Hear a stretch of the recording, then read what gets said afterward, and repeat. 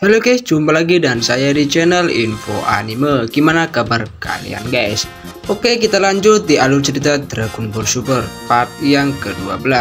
Di video sebelumnya kita sedang membahas pertarungan antara Goku dan Goku Black. Namun di sini sedang asiknya bertarung, Goku Black tersedot oleh portal dimensi kembali ke masa depan. Namun sebelum itu kembali di sini Goku Black melihat pesawat milik Trunks dan dihancurkan dengan tujuan agar Trunks tidak bisa kembali ke masa depan. Di sini mereka semua sangatlah bingung karena tanpa pesawat milik Trunks kita tidak bisa mengalahkan Goku Black kembali ke masa depan guys. Dan secara mengejutkannya di sini Bulma mendapatkan informasi dari warga ada sebuah pesawat yang hampir mirip seperti milik Trunks guys. Dan ternyata itu adalah pesawat milik Cell masa depan guys yang kembali ke masa lalu. Jadi di sini ada dua timeline guys. Jadi kita gabungkan ada timeline Trunks masa depan dan ada timeline Cell masa depan yang sudah hancur guys, yang dikalahkan oleh Gohan dengan Super Saiyan 2-nya. Jadi di sini pesawat milik Cell disimpan oleh Tante Bulma guys.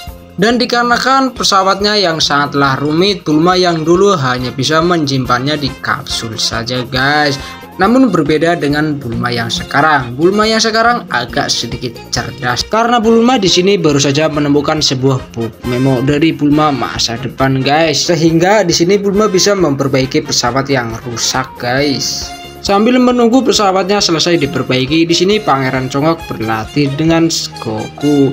Di sini Goku meminta Whis untuk melatihnya. Namun di sini Whis menolaknya untuk melatih Son Goku. Dengan alasan di sini Whis sangat sebel dengan orang yang mengacak-acak waktu. Di sini juga Beerus dan Whis merasa curiga kepada Black Goku yang menggunakan sebuah cincin waktu untuk membuka portal dimensi. Karena setahunya yang boleh memakai cincin waktu adalah seorang Kaioshin. Dan di sini Whis ingin mencoba mencari kebenarannya. Nah, sambil menunggu tentang kebenaran cincin waktu, di sini kita kembali ke Piccolo bersama Trunks. Di sini Trunks menanyakan kabar tentang Gohan kepada Piccolo.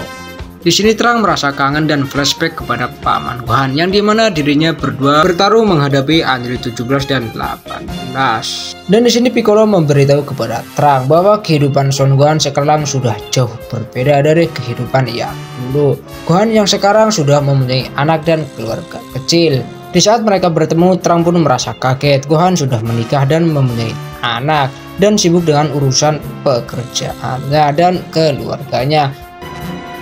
Setelah itu Trunks pamitan kepada Son Gohan untuk kembali pulang ke kapsul corporation milik tante kita, Tante Bulma guys. Setelah sampai di kediaman Tante Bulma, di sini Trunks tidak melihat Son Goku dan Whis dan Beerus, dan ternyata mereka sedang menyelidiki hawa keberadaan yang kekuatannya mirip dengan Black Goku namun di universe 10. Karena sangatlah penasaran, di sini mereka bertiga akhirnya ke universe 10 atau alam semesta 10 untuk mencari kebenarannya tentang kekuatan yang sangatlah kuat ini. Cerita berpindah ke alam semesta 10 atau universe 10. Terlihat ada sosok seseorang yang sedang membawa teh. Siapakah dia? Kita akan bahas di sini guys. Dan ternyata sosok itu adalah Zama, calon kandidat kuat yang akan menjadi Kaioshin selanjutnya di universe 10 dan dilatih oleh Goa yang akan membimbingnya. Di sini juga Goa sangatlah kagum tentang kemahiran si Zama. Di sini juga Goa sangat mengkhawatirkan tentang kepribadiannya si Zama. Di sini Zama mempunyai tingkat keadilan yang tinggi dan kebijaksanaan juga yang sangat tinggi. Jadi di sini untuk mewujudkan kedamaian alam semesta, kata Zama harus menghancurkan semua manusia. Bukan karena apa? Karena di sini Zama melihat manusia adalah sumber bencana. Di sini Zama berpikir untuk apa manusia diciptakan dengan otak yang cerdas dan kemampuan yang sangat mumpuni kalau ujung-ujungnya hanya untuk disalahgunakan kekuatannya. Sebab itu si Zama itu murka guys kepada umat manusia. Karena itu dirinya ingin membuat umat manusia hancur. Setiap manusia memiliki dua kepribadian, ada jahat dan ada buruk. Di sini tugas Kaioshin hanyalah melindungi seluruh umat manusia. Untuk menghancurkan alam semesta sudah ada tugasnya, yaitu Dewa Penghancur. Tak lama setelah itu mereka berdua akhirnya kedatangan Whis dan Beerus yang telah sampai di alam semesta ke-10 miliknya. Di sini Whis langsung menanyakan keberadaan tentang cincin waktu. Gohan langsung menyuruh mereka semua mengikuti dirinya dan menunjukkan cincin waktu yang masih utuh dan tidak dipergunakan. Dan akhirnya di sini Whis dan Beerus percayalah guys. Namun dari sisi Whis dan Beerus masih ada satu keganjalan lagi, yaitu hawa keberadaan Zamasu yang mirip dengan Goku Black. Dengan rasa hormatnya, Son Goku meminta si Zamasu untuk berlatih tanding dengannya. Zamasu di sini sebenarnya menolak untuk bertarung dengan umat manusia. Dan kenapa anehnya umat manusia berhubungan erat dengan dewa penghancur dan Kaioshin. Dan di sini Guas menyuruh Zamasu untuk berlatih tanding dengan Son Goku dan hitung-hitung untuk berlatih sebelum menjadi dewa Kaioshin selanjutnya. Tanpa lama-lama mereka langsung berhadapan dan pose bertarung. Di sini Goku menyerangnya dengan menggunakan Super Saiyan 2-nya dengan kilatan listrik.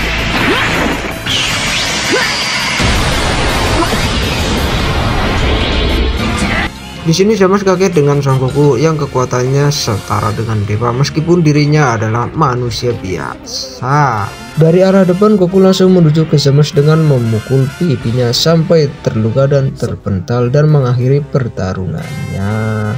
Melihat kekuatan Goku yang mampu mengalahkan Zamasu, Guas pun terkejut. Namun lebih terkejutnya lagi si Zamasu melihat Son Goku yang kekuatannya setara dengan dewa. Ternyata masih ada manusia yang kuat dan bisa mengalahkan Zamasu. Di sini akhirnya Whis dan Beerus pun berpamitan dan pergi ke bumi guys. Di perjalanan pulangnya mereka membahas tentang kekuatan Zamasu dan mengatakan kalau Zamasu adalah Goku Black. Karena di sisi lain pancaran kekuatan mereka sangat mirip dengan Goku Black saat bertarung. Setelah dikalahkan Goku di pertarungan, Zamasu merasa galau dan kebingungan. Di sisi lain Zamasu mengakui kekuatan manusia, namun di sisi lain Zamasu membenci manusia yang senonoh kepada dewa. Akhirnya di sini Guas memberi pelajaran lagi kepada anak didiknya, yaitu Zamasu tentang peradaban. Di sini Guas akhirnya memperlihatkan sebuah peradaban yang dimana ada di planet Barbarian, sebuah manusia yang selalu bertarung satu sama lain tanpa henti. Di sini Zamasu pun mengatakan itulah manusia yang selalu bertarung, yang suka berbuat onar dan kerusakan yang harusnya dihancurkan.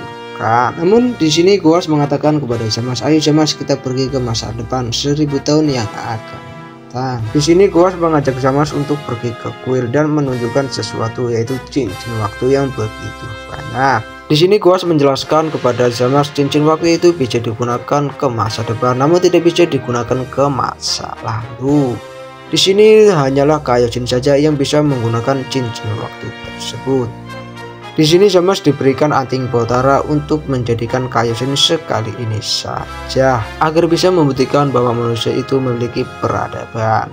Dan di sini akhirnya mereka menggunakan cincin waktu untuk ke planet Barbari 1000 tahun yang akan datang. Dan namun sangat disayangkan planet Barbarian memiliki peradaban yang sangat signifikan. Namun semuanya selalu bertarung satu sama lain dan tanpa henti-hentinya. Karena itulah Zamasu mengatakan bahwa manusia tidak akan bisa berubah dan mereka akan selalu bertarung satu sama lain. Lagi asiknya ngobrol di sini satu Barbarian menuju ke Zamasu. Zamasu yang melihat itu langsung membunuhnya karena Zamasu sudah membencinya dan menyimpan dendam yang sangat dalam. Di sini Zamasu pun langsung menghajar bertubi-tubi sampai tak tersisa. Dan pertama kalinya Zamasu membunuh seseorang. Setelahnya mereka kembali ke planetnya dan Zamasu mengembalikan anting Potara kepada Guas. Serta Guas akan menenangkan pikiran dari Zamasu. Kita pindah ke scan Beerus dan Whis yang sedang memasak dan Beerus sedang memikirkan sesuatu. Namun tiba-tiba ada panggilan masuk dari Zeno sama sang penguasa alam seluruhnya. Di sini Zeno mengatakan ingin bertemu dengan Son Goku yang membuat mereka berdua pun langsung terkejut. Untuk apa Zeno sama bertemu dengan Son Goku? Tidak lama setelah itu Goku pun datang di hadapan Beerus sama, lalu Beerus sama mencubit pipi Son Goku. Di sini Beerus berpesan kepada Son Goku agar jaga sikapnya saat bertemu dengan Zeno sama penguasa alam semesta ini guys, bahkan semua universe. Di sini Beerus tidak segan-segan membunuh Son Goku kalau Son Goku berbuat yang aneh-aneh terhadap Zeno sama.